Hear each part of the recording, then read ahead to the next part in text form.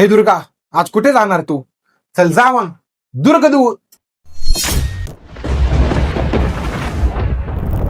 सह्याद्रीच्या रांगांमध्ये दिमाखात उभा असलेला, ज्याला किल्ल्यांचा राजा आणि राजांचा किल्ला म्हटलं जातं, तो किल्ला तुमच्या लक्षात आलाच असेल. कोणता असेल तो किल्ला? म्हणजे राजगड. मग राजगड किल्ल्याला राजगड का म्हणतात?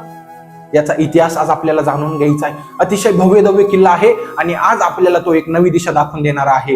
राजगड किल्ला. कारण या गडाचे मूळ नाव मुरुंबदेव. माहित होते का आपल्याला? नाही. मुरुंबदेव देवासारखा असलेला तो किल्ला म्हणजे मुरुंबदेव.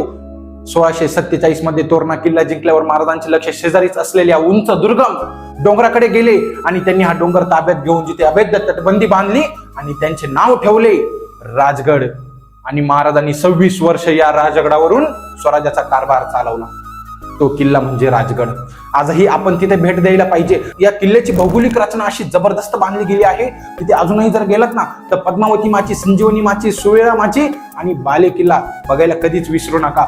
राजगड केवळ हा किल्ला नाही, अनेक ऐतिहासिक घटकांचा साक्षीदार आहे. महाराजांनी सर्वाधिक काळ म्हणजे 26 वर्ष तिथे वास्तव्य केलं. शिवरायांचे थोरले पुत्र छत्रपती संभाजी महाराज यांचा जन्म त्या किल्ल्यावर झाला. महाराणी सईबाईंचे निधन त्या किल्ल्यावर झाले. ऐतिहासिक घटना या राजगडावर घडल्या.